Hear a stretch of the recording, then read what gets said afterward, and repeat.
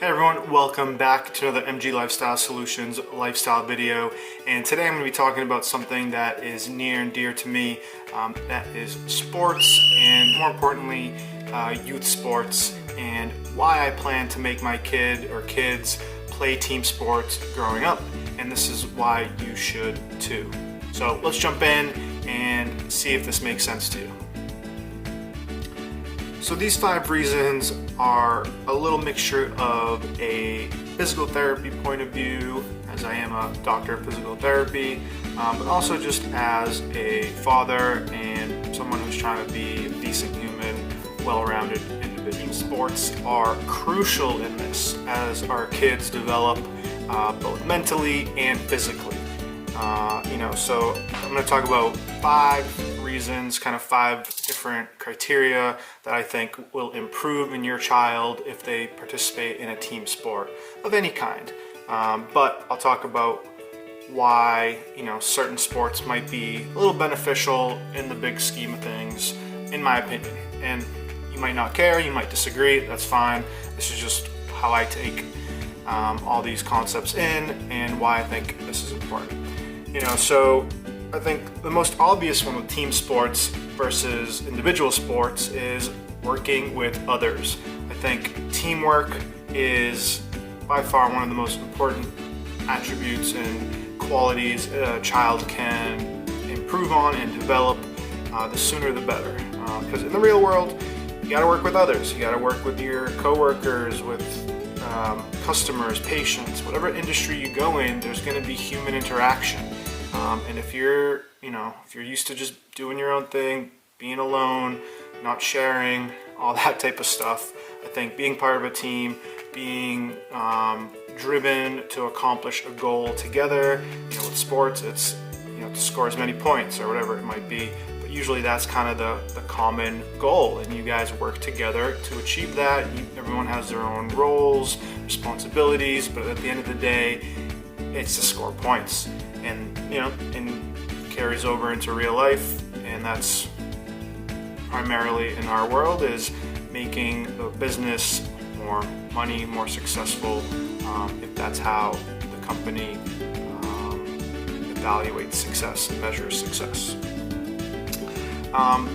Number 2, second reason is situational awareness. I think really in just the real world, day-to-day, living, I think situational awareness has gone to shit. I think, myself included, we're in our devices, whether it's a laptop, phone, we're kind of just drawn into these devices, and our surroundings are dulled and numbed. And I think that is very dangerous, both for safety, but also just development and being a human and just experiencing life. So team sports, physical sports, even more so, like football or rugby, you really have to be situationally aware, or else you might get hurt, or your teammate might get hurt. So I think those type of sports, being aware of the what's going on and changing very quickly, I think being able to learn and adapt to such a situation early on is going to, again, set you up in life when you're taking a walk and all of a sudden there's a car crash going on or something, someone's not driving recklessly, and if you're not paying attention, you might be in harm's way. So obviously that's a very specific example, but there are infinite examples to that degree.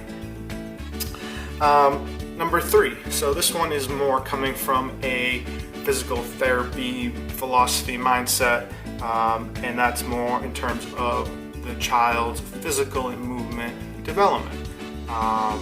Just like our brains are evolving when we're growing, and we can absorb language and there's all this information, well, we can also absorb movement patterns, movement development, and again, the younger we can get our kids into sports, into moving, into just doing different physical tasks, their body will adapt and learn, with some coaching of course, to just move better. And as they adapt these habits, it'll be that much easier to keep them going through their teens and hopefully into adulthood, just developing good movement patterns and just active lifestyle, which in turn, most importantly, hopefully preventing disease and pathologies from developing due to inactivity and just lack of a healthy lifestyle. And we know that many diseases can be reduced, avoided,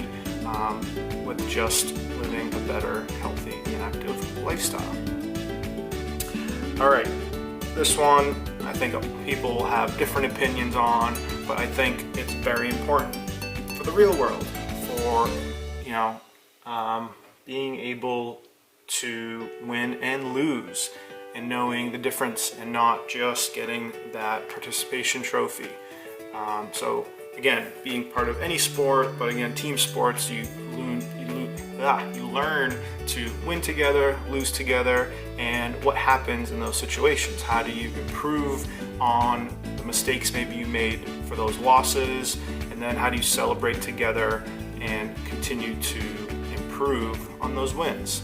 And just like in life, you're not going to always win, you're not going to always get that job, you're not going to always get that bonus, whatever it is. And if you grew up just expecting to get handouts, well, you're not going to know how to handle a real world loss. I think that's another just very important life skill that the earlier you learn, the better you're going to be able to adapt and build off of when you're older.